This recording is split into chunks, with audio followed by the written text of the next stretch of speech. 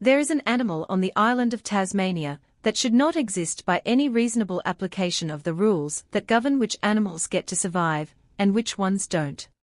The rules say that if you are small, you don't compete with large predators for food. The rules say that if you are loud, you don't survive in environments where stealth is a competitive advantage.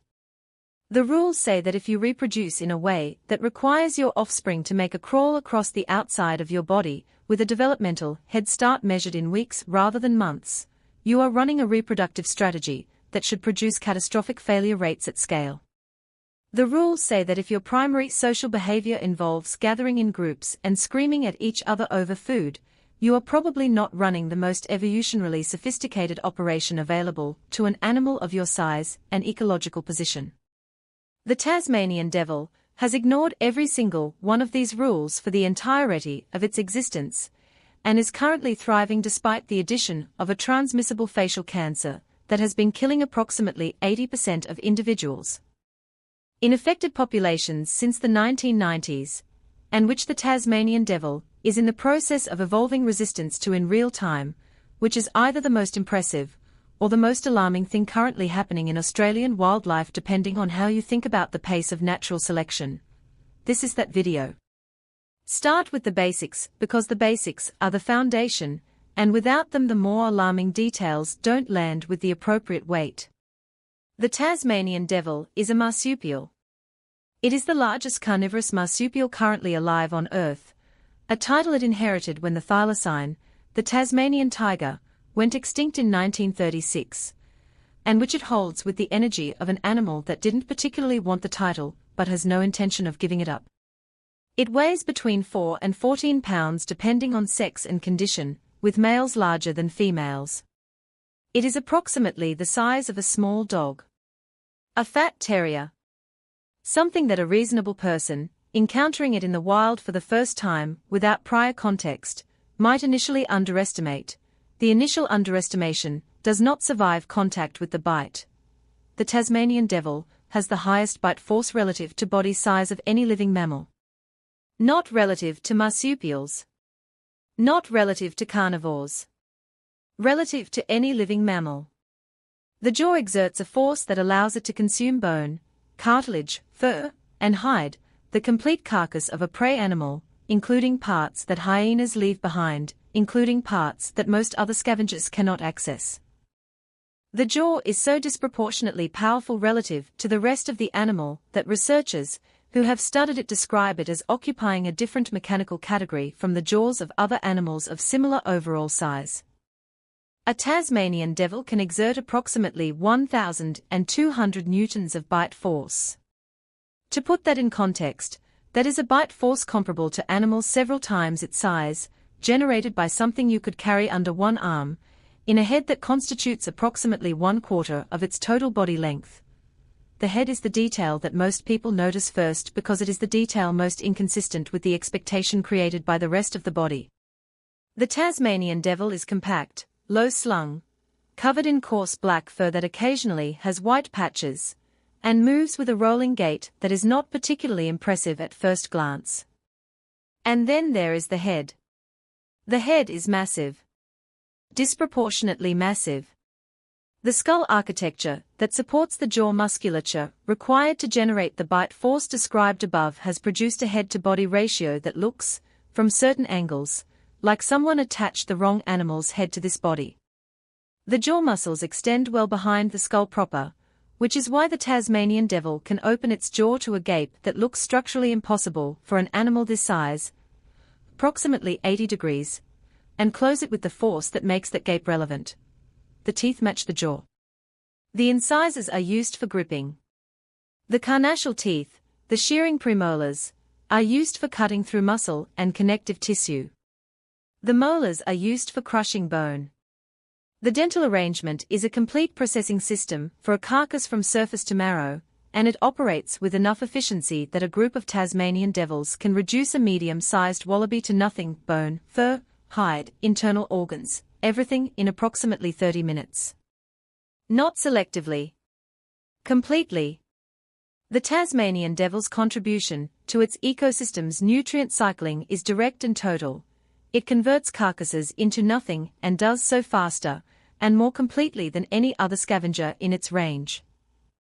The hearing is the sensory capability that deserves more attention than it typically gets in coverage of this animal, because it is the hardware behind the behavior that most distinguishes the Tasmanian devil's hunting strategy from its scavenging strategy. Tasmanian devils have large ears that rotate independently to locate sound, and their hearing is calibrated for low-frequency detection across significant distances. This allows them to locate carrion and prey at distances that exceed what their sense of smell alone could provide, which is important in the dense Tasmanian bush where line of sight is frequently limited, and where the competition for available carcasses means that the first animal to locate and reach a food source has a significant advantage over every other animal that subsequently arrives. The smell is equally significant and works in concert with the hearing to produce what is, for an animal of this size, a remarkably effective long-range detection system. Tasmanian devils have been documented locating carrion from distances of up to 1 kilometre in field studies, navigating through dense bush to the source with a directional accuracy that reflects a sophisticated integration of olfactory and auditory input. The detection system is what makes the Tasmanian devil viable as both a hunter and a scavenger across a landscape that rewards whoever gets there first, and it is why the devil's reputation as purely a scavenger is not accurate. Tasmanian devils actively hunt wallabies, wombats, and livestock, particularly targeting juveniles and weakened or compromised animals, and do so with a night hunting approach that exploits their sensory advantages over prey in low light conditions. The night hunting behavior is where the Tasmanian devil's reputation for being purely reactive, a scavenger that responds to death rather than causing it, breaks down most obviously. Tasmanian devils are nocturnal, spending the daylight hours in dens or dense vegetation and becoming active at dusk.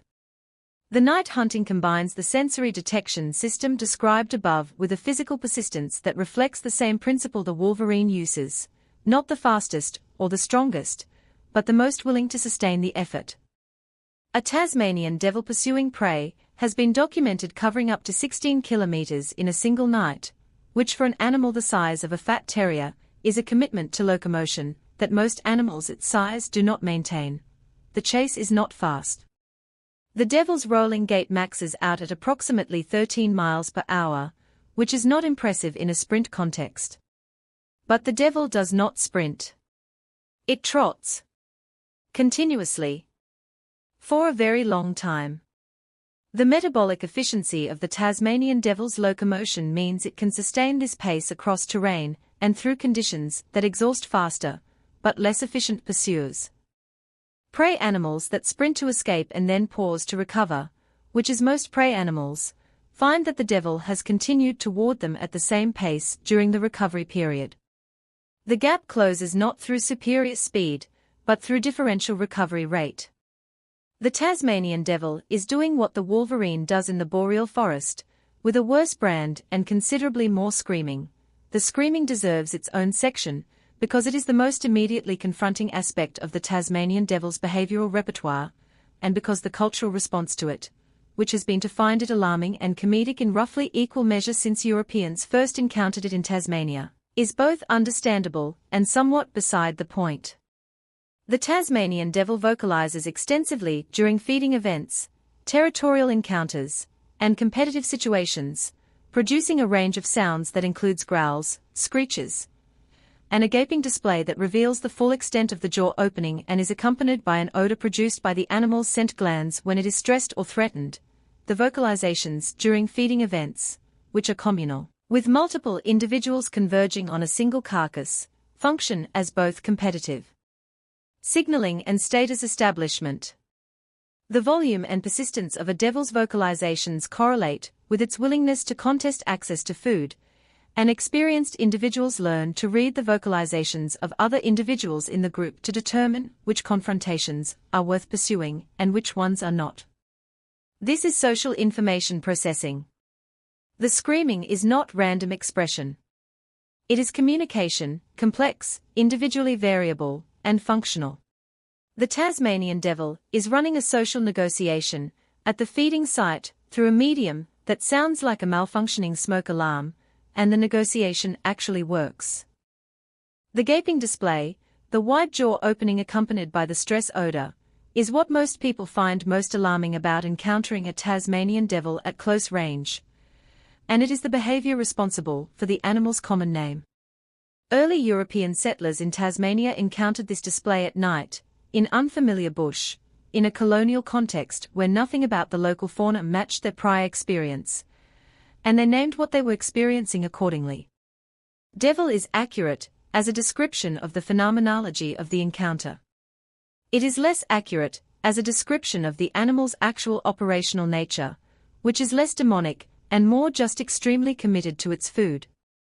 The reproductive strategy is where the Tasmanian devil truly distinguishes itself as an animal that should not work by the conventional rules of mammalian reproduction, but continues to work anyway.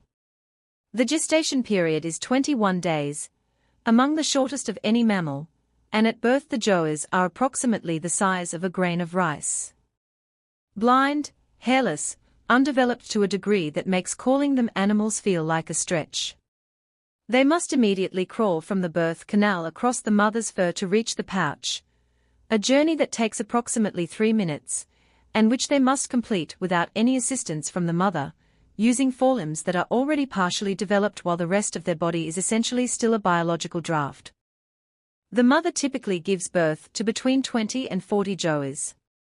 The pouch contains 4 nipples. The first 4 joas to reach the pouch and attach to a nipple survive. The rest do not. This is not a reproductive inefficiency. This is a selection event. The animals that survive to develop in the pouch are the ones that were fast enough, strong enough, and directionally accurate enough to complete the crawl and secure a position in the first 3 minutes of their existence. The Tasmanian devil runs natural selection at the individual level from the moment of birth, and it does so in a way that ensures the first developmental cohort that gets investment is the cohort that already demonstrated a baseline of competitive capability before it had eyes. The facial tumor disease is the most important recent development in the Tasmanian devil's story, and it is the development that most directly demonstrates the animal's capacity to survive things that should end it. Devil facial tumor disease is a transmissible cancer, one of only a handful of transmissible cancers documented anywhere in the animal kingdom. It is transmitted between individuals through biting, which Tasmanian devils do extensively during feeding competitions and mating encounters. The tumors grow on the face and mouth, progressively interfering with feeding until the animal starves to death. The disease is fatal in virtually all cases. Populations in affected areas declined by up to 80% in the decade following the disease's documented spread through the Tasmanian population beginning in the 1990s. The disease should have continued to spread until it pushed the Tasmanian devil to extinction, or to population levels so low that inbreeding depression finished what the cancer started. It did not do that. Beginning approximately 15 years after the disease was first documented, researchers started finding something in the genetics of surviving devil populations that had not been there before. The survivors were carrying genetic variants associated with immune response at frequencies far higher than their representation in pre-disease populations. The Tasmanian devil was evolving resistance to a transmissible cancer in real time, across a timeline measured in decades rather than the millennia that evolutionary change typically requires, in response to a selection pressure so intense and so lethal that it had to either adapt or disappear. It adapted. It is currently adapting. The Tasmanian devil is in the middle of a rapid evolutionary response to a novel lethal pathogen, and the population, while still significantly reduced from pre-disease levels, is not continuing to decline at the rate the models predicted. Some populations are stabilizing. Some individuals in heavily affected areas carry immune variants at frequencies that suggest the selection event is already shaping the next generation's disease resistance profile. The Tasmanian devil is not just surviving the thing that should have killed it. It is becoming something slightly different, something better equipped for the world that the disease created, and it is doing this right now, in real time, in a way that researchers are able to observe and document as it happens. The conservation status of the Tasmanian devil is listed as endangered, which is the correct designation given the population decline from the disease and the continued pressure on remaining populations from habitat loss and vehicle strikes on Tasmanian roads. The Save the Tasmanian Devil program, run by the Australian and Tasmanian governments, has established an insurance population of disease-free devils on the mainland, a population that had been absent from mainland Australia for approximately 3,000 years following competition pressure from dingoes, and has been conducting reintroduction trials in protected areas. The reintroduction program is ongoing and has produced early results that suggest the insurance population is viable and that the mainland ecosystem still has functional niches that the Tasmanian devil can occupy.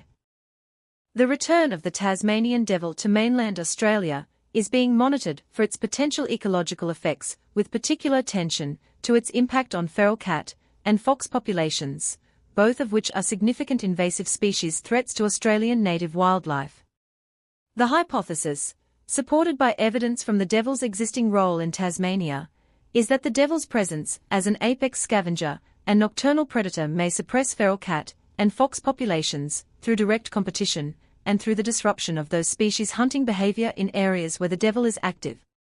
The Tasmanian devil may be the most cost-effective feral predator suppression tool available to Australian conservation managers, delivered by evolution, requiring no infrastructure, and powered entirely by the devil's pre-existing commitment to consuming everything in its vicinity as completely and as noisily as possible. That is an animal that has no business surviving. That is an animal that has survived anyway. That is an animal that is currently surviving a transmissible cancer, repopulating a continent, and possibly suppressing two of the most damaging invasive species in Australian history through the simple expedient of being exactly what it has always been. Drink water. Hug your mother. Don't put your hand anywhere near a Tasmanian devil's face, not because it will definitely bite you but because it might, and that's enough of a reason. See you in the next one.